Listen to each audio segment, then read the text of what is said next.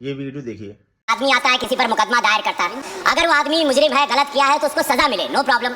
लेकिन अगर उसने कोई जुर्म नहीं किया है और किसी व्यक्ति ने उसके आकर उस पर मुकदमा किया, जिस पर मुकदमा होता है महोदय, उसका पूरा, अगर झूठा मुकदमा है, उसका पूरा परिवार बिखर जाता है, समाज में उसकी क्रेडिबिलिटी खत्म हो जाती है, बहन बिटिया की शादी है वो बर्बाद हो जाती है और मुकदमा करने वाला आराम से रहता है। मैं आपके माध्यम से सरकार से मांग करता हूं, लोक कल्याण हेतु निर्मित किसी भी कानून के दुरुपयोग कर फर्जी मुकदमा दायर करने वाले लोगों के खिलाफ सख्त कार्रवाई की जानी चाहिए। कतिपय कारणों में फर्जी मुकदमे को सही ठहराने वाले जांच एजेंसी जिसने इस पर जांच की है, उन पर भी एक कानून बनना चाहिए। सांसद और भोजपुरी एक्टर रवि किशन ने एक कानून लाने की बात कही, जिसके अनुसार यदि कोई व्यक्ति किसी दूसरे व्यक्ति पर फेक केस दर्ज कराता है तो उस पर उल्टी कार्रवाई की जानी चाहिए।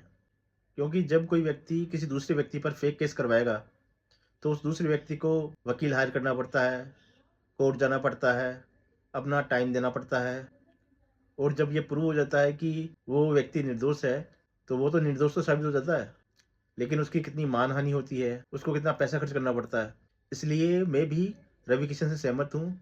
यदि कोई व्यक्ति किसी दूसरे व्यक्ति पर फेक केस दर्ज कराता है और वह व्यक्ति निर्दोष साबित होता है तो फेक केस कराने वाले व्यक्ति को कड़ी से कड़ी सजा और दूसरे व्यक्ति द्वारा जितना खर्चा किया गया है वकील पर और केस पर वो वापस मिलना चाहिए। और ये कानून मोस्टली वे उन महिलाओं के लिए लाना चाहते हैं जो अपने हस्बैंड और हस्बैंड की फैमिली पर झूठा दहेज का और सेक्सुअल हरासमेंट का केस लगाते हैं, क्योंकि इससे कई पुरुषों ने अभी पिछले कुछ समय में सुसाइड तक कर लिया है। आपको अतुल सुभाष बेंगलुरु वाला केस तो याद ही होगा।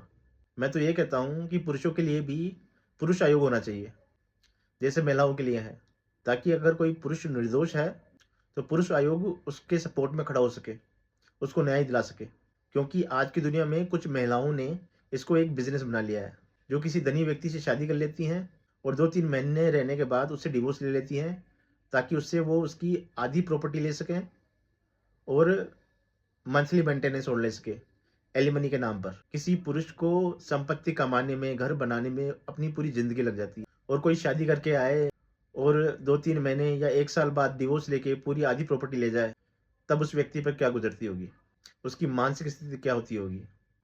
तो मेरा तो यही सरकार से अनुरोध है कि पुरुष और महिलाओं को इक्वली ट्रीट किया जाए। अगर पुरुष की गलती है तो पुरुष को सजा मिलनी चाहिए, अगर स्त्री की गलती है तो स्त्री को सजा मिलनी चाहिए।